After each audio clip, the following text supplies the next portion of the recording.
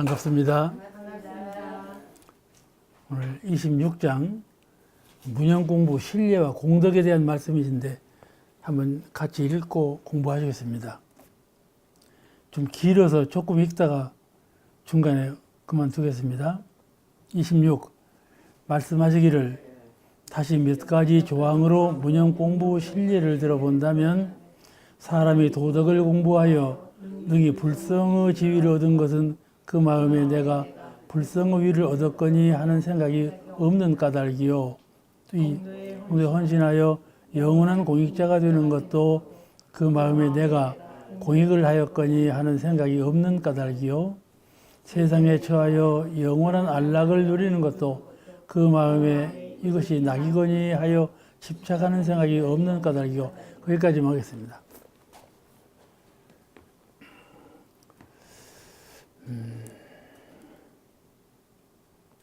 본문에 어떠한 권위를 얻어서, 이번에는 권위 문제예요. 권위 얻은 사람이 권불 10년이라고 그렇지 않아요? 꽃은 며칠 못 가? 10일 못 가고. 그렇잖아요. 그 말 있잖아요. 그런 말씀이에요. 권위를 우리가 하고 있는데, 어떠한 권위를 얻어서 영원히 그 권위를 유지하는 것도 계속해서 권위 있는, 권위가 사라지지 않는 그런 사람이 있으면 얼마나 좋겠어요. 근데 권좌가 있으면 꼭 나중에 그냥 감옥에 들어가는 수가 많아. 권좌에 있는 사람들은. 근데 내가 권위를 가졌거니 하는 생각이 없기 때문에 그 권위를 오래도록 유지하게 된다. 그런 내용이에요. 우리가 그 사람을 관리할 때 사람을 관리할 수 있는 무엇이 있는가 하면은 세 가지 유형이 있어요. 하나는 권위와 조직의 힘이에요. 권리와 위상과 직위, 권리와 직위와 그 있으면 사람은 움직여져요. 사람을 관리할 수가 있어. 권위가 없는 사람이 관리하려고 해봐봐. 말 안 들어요. 저도 옛날에는 교구장 했지 않아요? 그때는 사람들이 참 말을 잘 들어. 그 요즘은요, 원로원에 가서 노인으로 돼버리니까는 말 누구한테 뭘 시킬 수가 없어요. 다 자력으로 해야 돼요. 그냥 더 편하더만. 자력으로 하니까 더 편해. 그런데 권위를 상실하면 사람을 움직일 수가 없어. 또 지혜와 실력이에요. 지혜 있는 분, 실력을 갖춘 분은 사람을 능히 다스릴 수가 있어요. 지혜와 실력으로 사람을 관리할 수가 있어요. 사람을 따려요. 또 하나, 뭘로 사람을 움직일 수 있을까요? 또 하나 있는데, 재물이에요, 재물. 재물과 덕성. 재물과 덕성으로 사람을 관리를 해요. 이게 권위와 조직의 힘이요. 둘은 지혜와 실력의 힘이요. 셋은 재물과 덕성의 힘이요. 이것이 없으면 사람을 능히 불릴 수가 없다니까요. 그러니까 이 권위라는 것이 얼마나 좋은 것입니까? 세상에는 권위가 없으면 이 세상이 이루어지질 않아요. 지도자가 없어 봐봐요. 지도자가 있어야 세상이 이렇게 운행이 되지요. 또 지혜로운 분. 지혜로운 분이 있어야죠. 지자본이라고 안 하셨어요? 지혜로운 분, 실력 갖춘 분이 항상 위에서 관리를 해줘야 대중이 따르지요. 또 재력도 그래요. 요새 나라 행정을 보세요. 전부 국가주의예요. 국가가 부강해야 된다. 국가가 부강해야 된다. 사업은 보세요. 사업체가 부강해야 된다. 우리 삼성 봐봐. 삼성 요거도 먹지 않아? 근데 삼성 입장에서 생각해보면 삼성이 강하지 않으면 삼성도 망할 수가 있어요.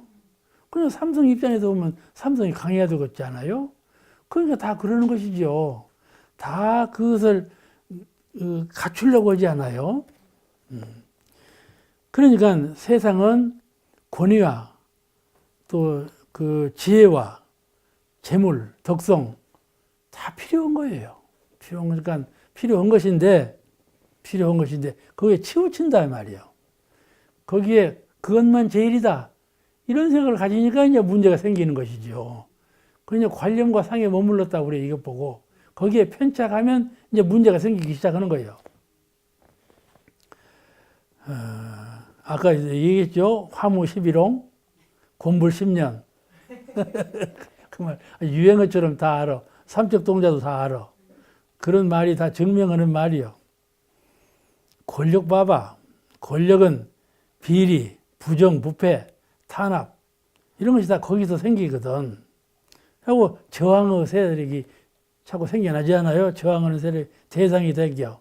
그 끝에는 참화를 불러들여. 권위를 가지고 함부로 하면 나중에는 참화. 도저히 당할 수 없는 화가 돌아와. 그러지 않아요? 자기의 권위에 대해서 무념공부로 중도를 지키면 항상 존경받는 그런 위치에서 대중을 위한 충분한 역할을 지속적으로 할 수 있다. 그런 말씀이죠. 그런 분은 열반 후에도 존경받는 인물이 되니까 우리가 그와 같이 무념공부라는 것은 수행자만 하는 것이 아니고 일반 사회에서 권위 또는 재물 또는 지혜 이런 등속으로 대중을 지도할 때 항상 중도를 지킴으로써 그 권위와 재물과 지혜가 영원무궁하도록 그렇게 한다면 얼마나 좋겠어요. 그러니까는 참 지킬 바이죠.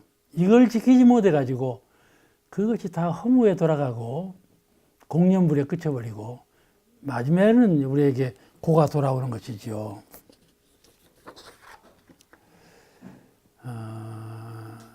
부처님과 성인께서도 당신의 그 성스러운 권위에 집착하지 않으시고 부처님처럼 성스러운 권위가 어디 있어요? 그렇죠? 부처님과 같이 그렇게 드높고 성스럽고 원만한 권위가 없지요. 그렇지만은 거기에 아무런 관념을 갖지 아니하시고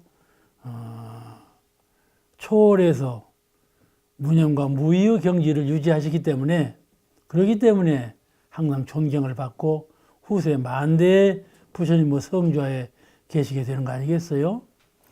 부처님만 그러신 게 아니고 우리 모든 사람이 대중을 다스리고 거느릴 때에 이와 같이 권위를 갖고 무슨 일을 할 때에 중도를 지키자 그런 말씀이라고 생각을 합니다. 그 다음에는 이제 어떤 처사회당에서 공정을 하라요. 그런 말씀이 수록되어 있어요. 본문에 어떠한 처사에 당하여 항상 공정을 잘 지키는 것도 오직 그 마음에 편착의 생각이 없는 까닭이요. 그렇게 법문하셨어요. 이 공정성, 너와 나 사이에 공정한 거래를 하는 거. 또 나하고 대중하고 사이에, 나하고 국가하고 사이에, 또는 국가와 국가, 대중과 대중, 집단과 집단, 그 사이에 공정하게 하는 거. 그것이 사회를 발전시키는 아주 중요한 그 핵심이 되는 거거든요. 공정성. 이 공정성이 결여되어 가지고 얼마나 많은 불협화음이 일어나는지 몰라요. 우리가 이것도 크게 큰 자리에서 공정을 지키는 것도 대단히 유효한 것이지만은 작은 자리에서도 언제든지 상념에 공정을 지킨다고 하는 이 공부를 해야 된다. 이것이 바로 무념 공부다. 우리는 늘 나라고 하는 생각이 있어요. 나를 위해서 내 본의로 나의 생각은 어떤데 이걸 내세워요. 그 마음이 상념 가운데 있다니까요. 이거를 극복하는 것은 무념 공부예요. 무념 공부로서 이것을 극복하라. 극복하지 아니하면 나와 저 사람과 상대할 때 반드시 거기에서 내가 손해를 볼 수 있는 일이 생겨요. 또 나하고 대중하고 나하고 무슨 사회하고 이렇게 대할 때 반드시 거기에서 위법이 일어나는 것이고, 나를 해치는, 나를 손해보게 하는 무엇인가 계기가 거기서 태동하게 된다. 공정하게 하는 일은 사회를 평화롭게 이끄는데 가장 중심적인 핵자 요인이 된다고 생각합니다. 이 현실의 세상은 차별로 이루어졌어요. 차별로 이루어졌기 때문에 차별을 자랑을 해요. 내가 요새는 그러는가는 몰라도 거리를 가면서 보면요, 이 속옷을 내놓고 다닌다니까. 속옷을 내놓고 다녀.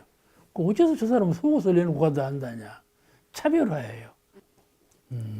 나라끼리도 서로 차별이지요. 서로 그 사회 회사끼리도 집단끼리도 서로 차별화 해가지고 우리가 너보다 낫다. 이런 관념이 있기 때문에 거기서 이제 경쟁이 생기는 것 아니겠어요?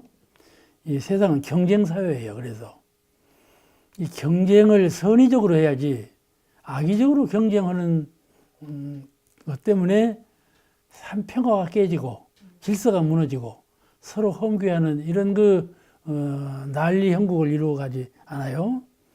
공정이라는 것이 이만큼 사회를 평화롭게 하고 서로 같이 발전하는 그런 계기를 이루는 것은 공정성이에요. 이것이 바로 편협한 나 본위로 하는 어디에 집착한 그런 마음을 버리는 것이 이 사회의 평화를 위해서 가장 중요한 계기가 되는 겁니다. 이게 차별 사회에서 선의의 경쟁은 어쩔 수가 없는 것이죠. 등위를 정한다. 가령 등위를 정하는 것도 사회를 발전시키고 개인을 진흥시키는 데에는 매우 필요해요. 등위를 정해야. 그래야 자꾸 사다리로 알고 목걸이 삼아서 올라오지 않아요. 그런데 이 등위를 정함으로써 서로가 어떻게 하면 저 자리에 올라설고 그런 마음으로 고민하기 때문에 상대방을 험계를 하고 상대방의 험점을 얘기하고 하고 자꾸 떨어뜨리려고 해요. 그리고 자기가 올라서려고 하거든. 이것이 아주 악의적인 경쟁 의식이에요. 근데 이거 반대로 등위라는 건 꼭 필요한 것이고 차별은 차별에 있다는 발전의 요인이에요. 차별이 있음으로써 발전하거든요. 그러니까 차별이 나쁜 건 아니란 말이에요.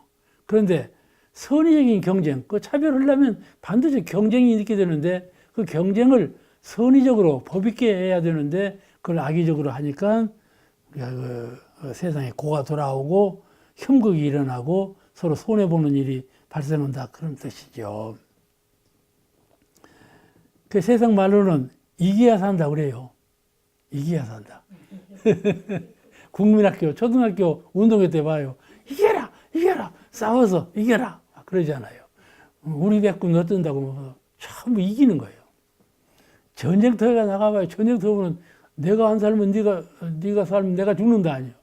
그러니까 목숨을 걸고 이겨라 그러는 거 아닙니까? 이 사회가 이렇단 말이에요. 사회가 이래요. 그러니까 차별이라고 하는 건 이게 인류를 무서운 함정에 몰아뜨리는 것이 차별이에요. 그런데 이 차별을 건설적으로 생각해야 된다. 차별이 없으면 발전을 못해. 차별은 궁극적으로 필요한 것인데 선의적인 차별, 법에 의한 차별. 그러므로 공정성, 법이 필요한 것이고 그러므로 마음 가운데 제일 공정을 어그러뜨리는 것은 마음에서 나오거든요. 선거전도 말이에요. 처음에는 공정하게 하자 해놓고는 다음에 끝판에 가봐봐. 막 마음에서 불안해요. 마음에서 무엇이 막 우러나와. 그래가지고 공정치 못한 것을 막 내세우고 상대방을 모략하고 그러거든요. 그러잖아요? 마음에서 나온다니까요. 그러니까 마음에 편착심을 두지 말라 그 말이죠. 편착심을 두지 않은 그러한 차별, 그것이 선의적인 경쟁이에요. 할 수 있겠죠? 그러므로 실력 이상이라. 실력 있는 사람은 경쟁에서 절대적으로 선의적인 경쟁을 해요. 실력 없는 사람이 악의적인 경쟁을 나서는 것이죠. 그러니까 실력 위상이에요. 실력을 먼저 내세워야 하는 것이죠. 도의도 마찬가지예요. 도덕적인 도덕 관념. 우리가 죄인을 보면요, 되게 신앙이 없는 사람들이에요. 남을 속이고 남을 해서 죄를 짓는 사람들은 되게 신앙 없는 사람들이 그런 짓을 해요. 그러니까 한때는 전부 국민이 다 종교인이 되어야 된다. 그런 운동도 있었잖아요. 그와 같이 도덕을 위선하는 그런 사회가 돼야 돼. 도덕을 위선한다는 말은 바로 편착심을 없애고 공정사회를 이루는 그런 뜻과 통일되는 말이죠. 그래서 이 생존경쟁 사회에서 가장 큰 이슈인 것, 이 차별, 또 이기자 하는 것은 이 생존경쟁 사회에서 가장 큰 이슈인데, 그러나 그걸 선의적인 경쟁을 위해서는 공정한 신법, 공정성, 그것이 가장 근본이 되는 것이다. 사회적으로도 가장 큰 이슈는 그 공정한 발전, 서로가 공정한 경쟁, 그것이라야 발전하는데, 공정이 결여된 경쟁은 반드시 파멸에 이르니까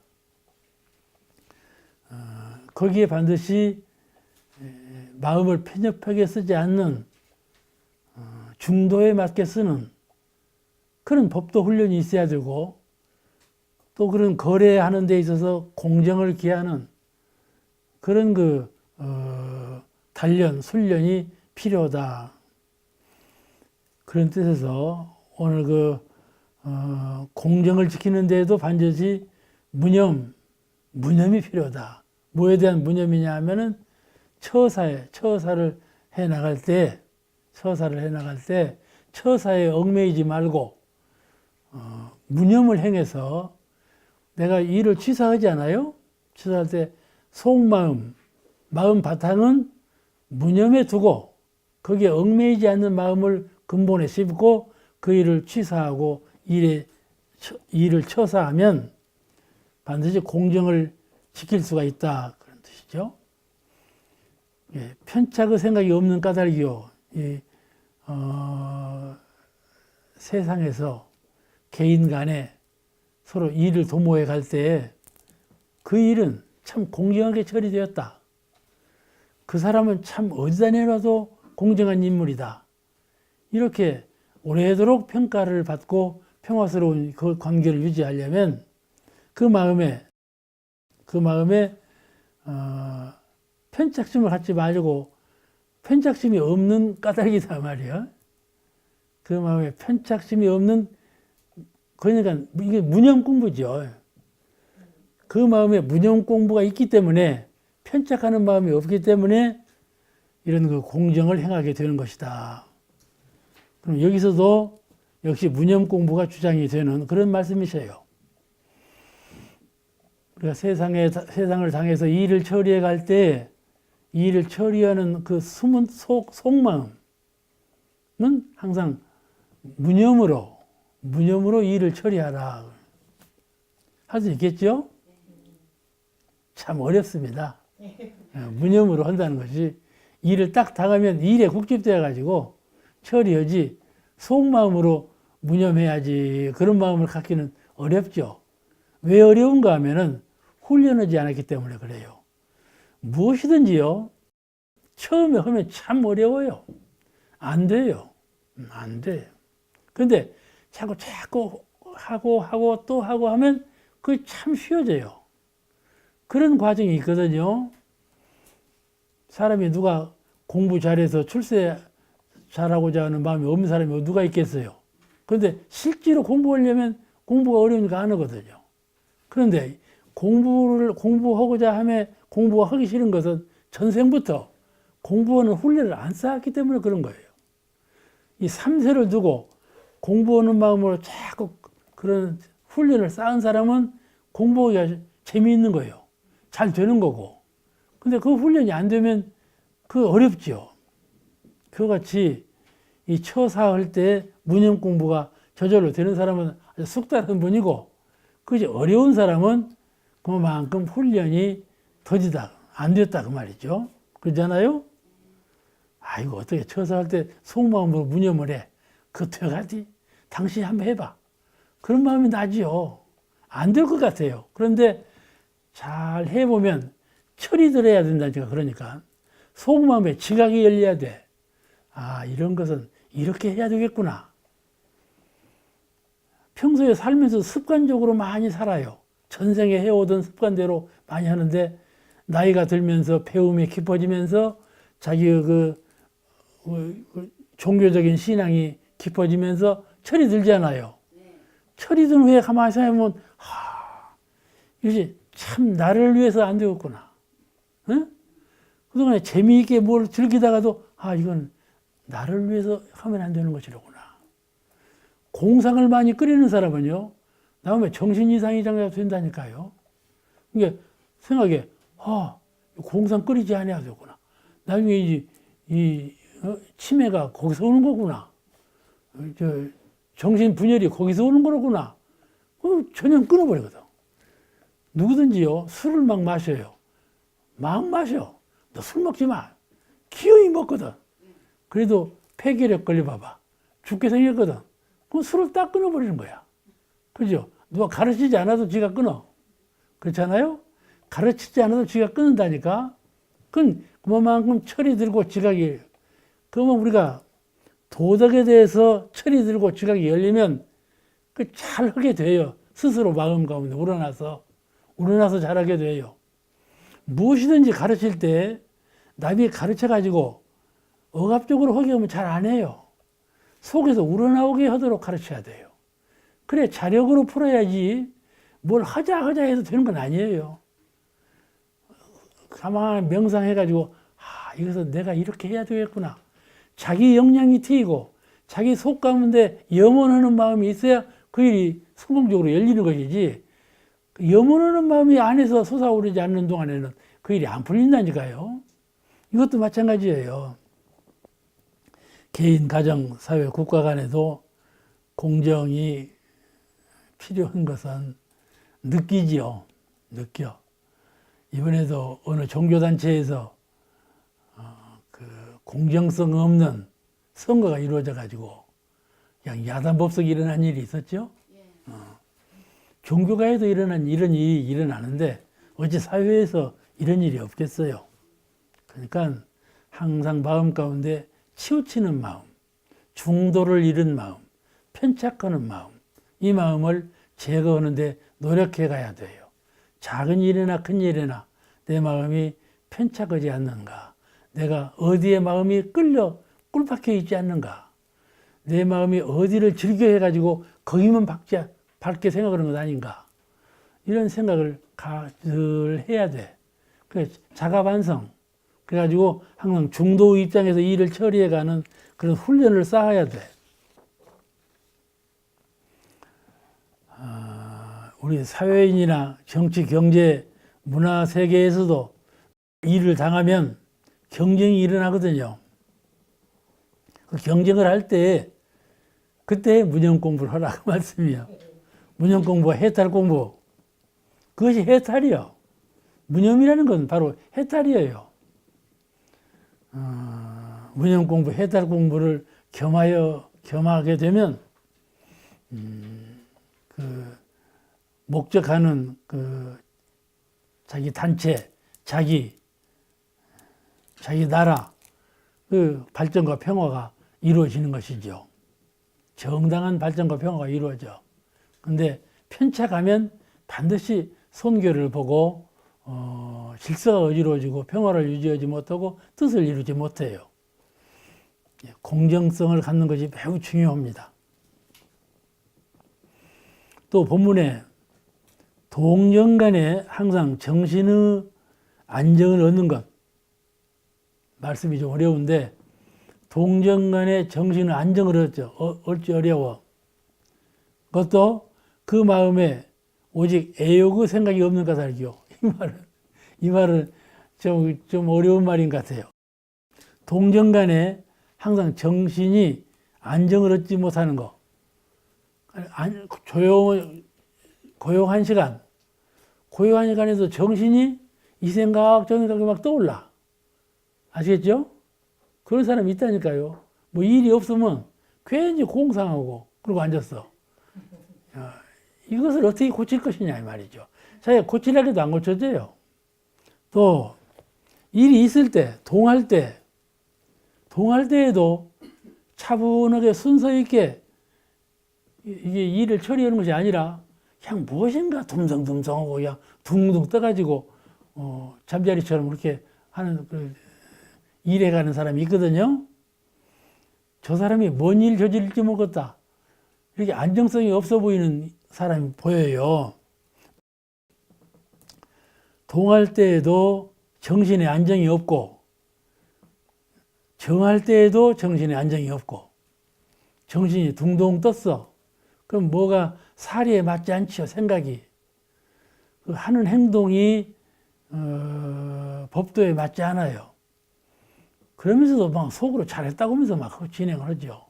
그럼 반드시 남에게 손해를 끼치거나 자기가 손해를 보거나 그런 일이 유발되죠. 이 동할 때나 정할 때나 그 정신이 안정되어 있어야 돼. 그죠? 이렇게 쉽지 않은 일입니다. 쉬운 일이 아니에요. 정신이 안정되어 있어야 하는데 정신이 안정되지 않는 근본적인 이유를 정산조사님께 뭘로 되셨는가 하면 애욕에 됐다니까. 동할 때나 정할 때나 정신이 안정되지 않는 가장 근본적인 이유는 애욕에 있다. 그렇게 말씀하신 거예요. 동할 때나 정할 때나 정신의 안정을 얻는 것은 얻지 못하는 것이고 얻는 것도 내가 혼돈했구만. 동할 때나 정할 때나 정신의 안정을 얻는 것은 그 마음에 애욕의 마음, 애욕에 끌리는 생각이 없기 때문이다. 그러셨어요. 그러니까 애욕에 끌리는 마음으로 동하고 정하게 된다. 그 말씀이죠. 자, 그러면 한번 설명해 보겠습니다. 왜 그러는가? 왜 애욕에 의해서 이렇게 끌리는가? 생각해 보겠습니다. 우리 마음을 동하게 하는 것은 내 마음을 동하게 해요. 움직이게 해요. 그럼 원인이 어디에 있는가?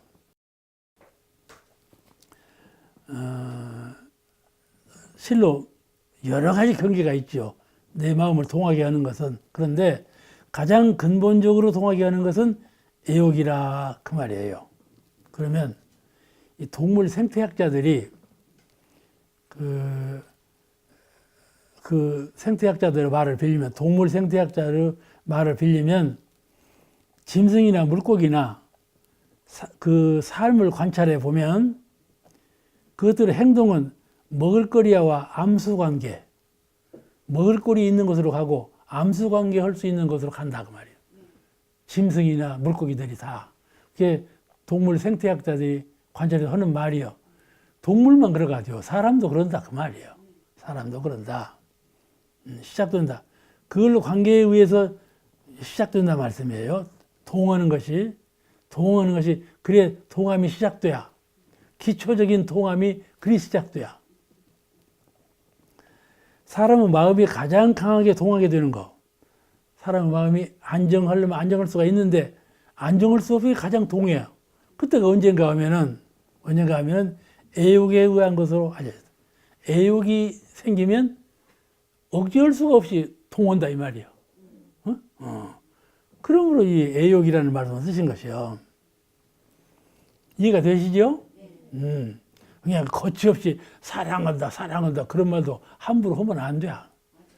아이고, 사람 요새는요 그냥 무조건 이러면서 사랑한다고. 이제 우리 참여문에 보면 사랑할 것도 없고 미워할 것도 없고 그 말이 나오죠. 그러니까 다른 사람들이 질문하기를 뭘 참여하고 미워할 것도 없고, 미워할 것도 없는 건 좋지만은 사랑할 것도 없다는 말은 뭔 말이냐, 이렇게 질문하는 분이 있다니까. 철다구니가 없는 사람들이요. 그 사랑이 미움으로 변해버려. 또 사랑이 편협한 사랑은요 상대자가 있어갖고 아주 결손을 불러들여요. 사랑이 보통 좋은 것이 아니지만은 나쁘기로만 하면 한정없이 나쁜 것이란 말이죠. 그러니까 예수님께서도 박에 걸림이 없는 사랑, 편착 없는 사랑, 그 사랑을 말씀했지 그냥 인간적인 사랑을 말씀한 건 아니요. 그 사람들은 모두가 다 그냥 사랑합니다. 속마음이 애착이요. 애착을 가지고 사랑하는 건 아주 못될 것이요. 아시겠죠? 기독교에서는요, 인간이 왜 인간으로 태어났나? 인간으로 태어나는 동기가 사탄의 유혹을 받아서 사랑했기 때문에 그런다고 하거든. 그렇게 나와 있잖아요? 사탄의 유혹을 받아서 선악과를 따먹었기 때문에 그것이 인간이 된 시온이라고 그러지 않아? 그 말씀이 바로 그 말씀이에요. 그죠? 똑같은 말씀이에요. 애욕이 들어서 인간화되었단 말이에요. 인간으로 만들어졌다 이 말이에요. 다 그런 건 아니에요. 부처님께서는 그런 건 아니지만은 대개 인간은 그렇게 해서 시온이 되었다 그런 말이죠. 그러니까 인간이 최초로 인간으로 된 그 최초의 동기는 애욕의 근본을 두고 있다. 그런 것은 성령께서 하시는 말씀이니까 이걸 잘 사귀어야 돼요. 잘 사귀어야 돼. 그러니까 먹는 거, 또 이제 자식을 낳고 하는 거, 이거 번식. 제가 정화관 앞에 알로에가 500가지 종류가 있더만, 알로에가. 그런데 내가 이제 이 알로에는 겨울에도 눈도 바우고 또 비가 안 와도 괜찮다. 좀 게으름 피워도 잘 사니까 살리라고 해서 주워서 갖다 심은 것이 있어요. 근데 이번에 비가 뭐 며칠간 계속해서 왔죠. 그랬더니 말이에요. 그냥 시들시들 다 썩어. 그랬더니, 죽을란가 보다 했더니, 나중에 보니까 옆으로 그냥 새끼를 어떻게 많이 쳐놨는지, 이것들이 다 저도 못 살면서 무슨 새끼를 치냐. 그러면서 뚝뚝 따버렸단 말이에요. 그래서 나중에 보고, 그거 따는 것이 아니라고 그래요. 그냥 이렇게 모둠으로 키우라. 그것이 말이에요. 지가 죽게 생겼으니까, 그냥 번식하려고 그냥 막 그 열매를 맺어놓더라고. 그것이 식물의 근성이에요. 그러니까 감이 안 열리는 나무는 감을 좀 몸살을 주면 감이 더 많이 열린다고 그러거든. 응? 그렇듯이 식물이나 동물이나 애욕이라고 하는 것이 전부 있다 이 말이에요. 근본적으로 있어.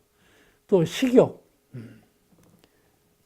이런 문제가 가장 근본적인 문제가 되어 있다. 그런 뜻이에요. 뭐 다른 뜻으로 받아들이지 말고 동정 간에 정신을 안정시키지 못하는 것은 애욕이다. 애욕을 소멸해야 된다 그 말이에요. 애욕을 소멸해야 된다. 미워하는 마음, 사랑하는 마음, 이 두 마음을 없애버려야 돼. 아시겠죠? 증애심, 애정심 이걸 없애버려야 동정 간에 안정을 얻는다. 기본적인 안정은 그래요. 그래서 경계를 피하여 수행하는 수도자들이 가고음을 끊고 가고음을 다 끊어져 버리잖아요. 산속에 들어간다든지 피경의 집에 들어간다든지 하면 가고음을 끊어버리지 않았어요? 가고음을 끊고 수도하는 이유가 바로 애욕의 동함이 없도록 해서 동정 간의 안정을 얻기 위해서 그렇게 하는 거예요. 마음이 그렇게 끌려가지 않도록. 이 무념 공부 중에서 애욕에 관한 염착을 버리고 수도하는 것이 가장 기본이에요. 수도하는 중에서는. 우리가 한 공간에 두 물건 둘 수 없잖아요. 그죠? 한 공간에 이 공간에 컵을 놓으면 여기 다른 물건 놓을 수가 없잖아. 그와 같이 우리 마음도 그와 같아요. 수도하는 마음, 중정을 지키는 마음, 법을 지키는 마음, 그 마음으로 수행을 할 때 그 마음의 공간에 그 마음만 둬야지 두 마음을 두면 안 된다 이 말이에요. 두 마음을 두면 수도가 안 되는 거예요. 그러니까 수도 올 때는 하나를 딱 끊고 하나 본질적인 어떤 표준적인 마음으로 그 골똘하게 한 길로 나아가야지 두 마음을 섞어 놓으면 안 된다 그 말이에요. 우리가 수도문 중에 들어와서 성공하려면 먼저 세상에 끌리는 애욕을 해탈해야만 그 수도에 성공할 수가 있다 그런 것이죠. 이건 속마음으로 그렇게 하는 것이라 눈치를 못 채요. 저 사람이 무슨 마음을 갖고 있는가를 모르죠. 근데 속마음으로 이 마음이 아주 간절하고 참 금강같이 절실해야 돼요. 그래야 수도가 형식에 흐르지 아니하고 집주가 되는 것이죠. 저 이번에 원로원에서 시간을 보아달라 그러길래 화요일에 원로원 공부가 있어요. 시켜달라고 저는 자성집주, 정신집주 이 두 집주 공부를 한번 제 소견을 말하려고 했는데 이 집주 공부를 하기로 하면은 하나로 해야지 둘을 섞으면 안 돼요. 이건 속마음으로 깨달음이 있어야 돼. 내가 지금 공부하기 시작한 지가 몇 년인데 공부 결실이 무엇이냐 하고 자기가 자기를 반성할 때 아주 투철하게 이건 이렇게 해야 되겠구나. 이건 이렇게 해야 되겠구나. 이걸 이대로 두다가는 무슨 병이 생겨. 마음에서 병이 생긴 것이 몸으로 병이 번지는 거예요. 마음에서 병이 안 생기면 몸에 병이 없어요. 그렇게 신념을 가져야 돼요. 이와 같이 동정간에 정신을 안정을 얻을 때 수행자도 첫째는 마음의 안정을 얻어야 수행이 되죠. 마음의 안정을 얻지 못한 채 수행이 되는 것은 다시 말씀드리면 마음에 두 마음이 있으면 안 된다 그 말이에요. 마음에는 한 마음이라야지 두 마음이 섞이면 수행이 안 되는 거예요. 흔들리는 거예요. 그냥 첫째는 안정을 얻으려면 천일하게 하라 그런 말이죠. 그것이 바로 무념 공부예요. 무념 하나는 탁 버리는 무념이 있어야 돼요. 무념은 수행자에게 절대적인 그 요결이에요. 무념 공부가 부처님 되기 위해서도 최종적으로는 무념 공부예요. 무념이 되어야 부처님이 된다고 그러거든. 그러게 무념 공부는 제일 큰 공부죠. 자, 이제 또 나와요. 이제 나옵니다. 본문에 사람이 대도를 증득하여 법진에 끌리지 않는 것도 그 마음에 또한 무념을 하였거니 하는 생각이 없는 까닭이니라. 대도를 증득하여. 대각을 했다 그 말이죠. 대도를 증득하여. 우리는 우리 말로 하면 대각 또는 대원정각, 대원정각을 성취했다 그런 뜻이에요. 그런 부처님을 지칭한 말인데 사람이 대도를 증득하여 가능. 종교 간의 표현은 다 다르죠. 대도를 증득하여 그 경지는 종교 간의 표현이 다 달라요. 그러냐 수행자로서 구경에 이르렀다 그런 말이에요. 그래서 법진이라는 말은 좀 생소하지요. 법진. 법진에 끌리지 않는 것도 그 마음에 무념을 하기 때문에 그런다. 법진에 끌리지 않는 마음도 무념을 하였거니 하는 생각. 또 무념도 이제 마지막 관건이요. 무념 공부를 해야 되는데 내가 무념을 했거니 하는 마음. 그 생각도 버려버리라 그 말이지. 그래야 이제 법진에 끌리지 않는 것이 된다. 법진이라는 것은 우리가 그 육군 안이비설진의에 상대되는 것은 색성향미 촉법이라고 그러죠. 안이비설진의 이 6가지 육군에 상대되는 것은 색성향미 촉법 6가지잖아요. 육진이라고 그래요. 육진. 제일 끝털이 법, 색성향미 촉법, 법, 의식으로 생겨나는 법. 그걸 법진이라 법진. 그걸 법진이라고 그래요. 여기서 나오는 법진은 그 말이에요. 법법자 티끌진자, 법법자 티끌진자, 법진이에요. 법진이라는 것은 의식으로 티끌을 이뤄내는 것을 말합니다. 그러니까 수행의 결과로 법을 알게 되고 법을 증득했어. 그럼 그 증득했다는 생각, 법을 알고 있다는 생각, 법을 깨달았다는 생각, 증득했다는 생각, 내가 지금 법을 수지하고 있다는 그 한 생각, 그걸 법진이라고 한다 그 말이에요. 그걸 놓아버리라 그 말이에요. 그걸 놓아버리라. 그걸 관념과 상이라고 그러는데 그걸 법진이라고 그래요. 증득한 법의 관념과 상을 갖게 되면 그것이 티끌이 돼요. 또다시 육경의 번뇌를 일으키기 때문에, 그렇기 때문에 이것을 총칭해서 법진이라 이렇게 말을 한다. 그 법진을 놓아버려. 그래서 내가 모든 공부에 있어서 무념 공부를 성공했다. 이것이 무념이로구나. 이 생각. 무념 공부를 하는 건 매우 중요하고 요긴한 일인데 그 무념했구나 하는 그 한 생각, 그 한 생각도 법진에 속하는 것이니까 놓아버려라 그 말이거든요. 응? 이해가 되시죠? 증득한 법의 관념과 상을 갖게 되면 그것이 티끌이 된다 이 말이에요. 그래서 이 법진을 놓아버리라 그런 말씀인데, 법진에 꿀리지 않는 것, 그런 법진에 이끌리지 않아. 내가 법진을 갖고 있지 않아. 그러니까 내가 무념을 행하고 있다는 한 생각, 그 생각에 얽매이지 않아. 이게 얼마나 고결하고 높은 공부입니까? 무념하기도 어려운데 무념했다는 한 생각도 놓아버리라. 그러니 가장 어려운 최상법이죠. 이것을 백척간도 진일보라는 말로 표현을 해요. 백척간도까지 올라가는 것도 최상의 경지인데, 거기서 그건 놓아버리라 이 말이에요. 진일보라는 말은 바로 이런 뜻이에요.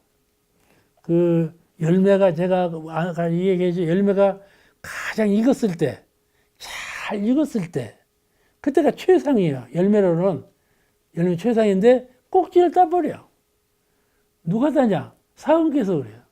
사은께서 꼭지를 따버리거든. 열매가 잘 익으면 꼭지를 딱 따라 떨어뜨려 버려. 사은께서 하시는 일이라니까. 그처럼 내가 무념했다는 그 생각도 놓아버리라. 그 말씀이에요. 그러죠? 예? 밥 먹기보다 쉽다고 그러셨죠. 그러니 무의도인이라고 그래요. 함이 없는 도인. 무상도인, 무의도인. 함이 없는, 천지께서 함이 없는, 생각이 없는 그런 진경으로 천지 만물을 운영하는 것과 똑같은 것이에요.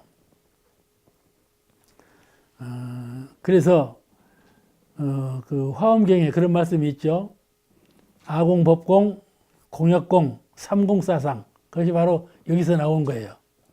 공역공, 공 같다는 마음도 비워버려라. 그 말.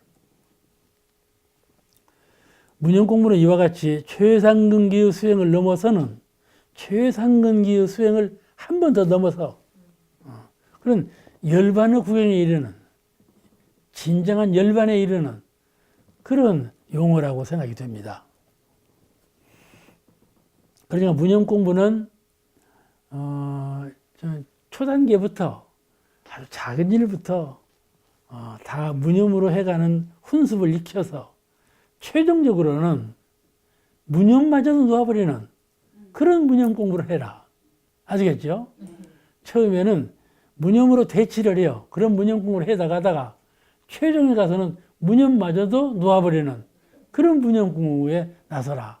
그렇게 가르치신 것이죠. 부처님 법은 참 한량이 없고 위가 없는 법문이라는 말씀이 여기서 나오는 말씀이에요. 그 다음 본문에 만일 어떠한 생각에 집착되어 행동한다면 천만 가지 개교 망상이 따라서 일어나나니 이른바 일파자동 만파수라의 격이 되고 말 것이니라. 그러니까 한 생각에 나는 무념 공부를 했다 하는 그 생각, 처음에는 집착해가지고 집착을 버리는 염착과 편착을 버리는 무념 공부를 하는데 다음에는 궁극에 이르러서는 무념했다는 생각도 놓아버리는 그런 거룩한 성스러운 자리의 무념 공부를 하라 이렇게 가르치셨는데 여기에 만약에 그렇게 극치에 달하는 무념 공부를 하지 아니하고 만약에 관념과 상해 한 티끌의 관념과 상해라도 얽매인다면 이것이 일파 자동만파수라 파장이 한번 일어나면 그것이 만 가지 파장을 더 계속해서 일으킨다. 한 가지 파장이 한 생각이 들어서 그 생각이 스며드는 것이 아니고 여러 만 생각으로 번창을 한다 이 말이에요. 그러죠? 마음이라는 것은 무엇을 디딤돌이 있고 마음이 일어나거든. 그게 한 생각이 디딤돌이 있으면 그걸 딛고 또 마음이 이렇게 생겨난다니까. 그래서 무념 공부가 그렇게 참 큰 공부요. 큰 그 불도에 오르는 가장 기묘한 공부다. 이렇게 가르치는 것이니까는 이 공부가 참 어려운 공부지만은 늘 마음 가운데 간음을 세우고 표준을 세우고 이렇게 공부해 가면 그렇게 어렵지 않고 이 공부가 참 도방화하는 모든 것을 도방화해버리는 모든 것을 놓아버리는 이런 공부길이었구나. 참 그 용출해 탁 솟아오르는 그런 공부였구나 하는 것을 알 수가 있습니다. 주산종사님 그 노래에 그 있죠. 누가 나를 몰라준 대로 어떠하며 그 노래 있죠? 그 동지가 나를 몰라주면 어떠하며 그런 노래가 있어요. 내 스스로 꽃다운 그런 공부길인데 누가 뭐 몰라주나 하면 공부가 틀어져 버리죠. 틀어져 버려요. 그러니까 이런 그 티끌 마음을 내지 마라. 다 자기가 자기 안에서 성취하는 것이에요. 성취하는 것이요. 옆에 거 볼 것이 없어요. 그런 그런데 무슨 상을 내고 내가 더 무엇을 이룬 것처럼 그리 관념에 얽매일 까보냐 그런 뜻이죠.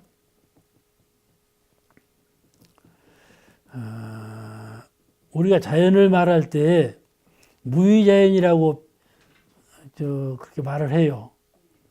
한다만 무위자연의 도라 그런 말씀을 많이 하죠. 함이 없는 도. 그런데 한다. 이 자연은 한 생각 함이 없이 없는 중에 스스로 되는 세계라는 그런 뜻이에요. 이른바 언어단의 입정처요 유무초로 생사문 이런 표현이 다 이 경지를 그대로 표현한 말씀이에요. 마지막으로 본문에 우주만유 대도대덕이 모두 이 무념으로서 구성되었나니 우주만유 대도대덕이 이 무념으로서 구성되었나니 과연 크도다 무념의 공덕이여. 이렇게 하고 말을 맺었어요.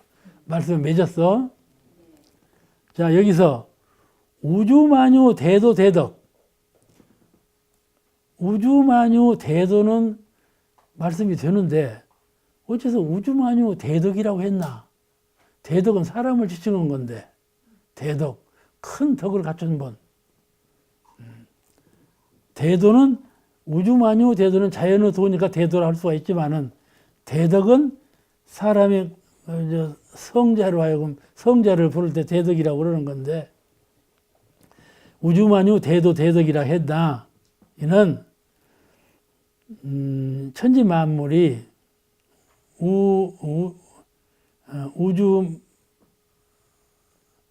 우주만유 천지 만물이 다 이 무념으로 생성되고 운행하여 큰 도를 이루었다. 그게 대도예요. 여기 우주만유 대도라는 말은 천지 만물이 무념으로 생성하고 무념으로 만유를 생성하고 정하고 무념으로 만물을 운행한다. 그래서 큰 도라, 무념으로 하기 때문에 큰 도라 그런 말씀이고, 대덕이라고 하는 말씀은 삼세의 불성들이, 삼세의 불스님이나 성현들이 무념으로 대각을 성취하고 무념으로 자비교화를 베풀었기 때문에 이 우주만유 대덕이 그 말이에요. 우주만유 대도와 우주만유 대덕이 그 말은, 대덕은 부처님을 말씀하는데 부처님도 이 무념에 근거해서 대각을 이루고 자비교화를 다 베풀게 했다 그 말이에요. 그러니까 이 무념으로 구성되었나니 과연 크소다 무념의 공덕이요. 그러므로 이 무념이라는 공덕이 얼마나 큰가. 천지만유가 무념으로 운행을 하고 부처님께서도 무념으로 부처님 되셨으니 이 부처님의 공덕은 참으로 크고 가량 없이 빛난다. 그런 뜻 아니겠어요? 그런 뜻으로 말씀하신 것 같아요.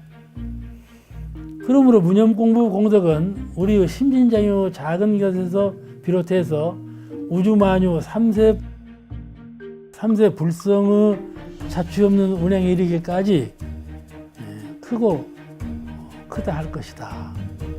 그렇죠? 오늘 시간이 너무 경과돼서 여기서 마치겠습니다. 감사합니다.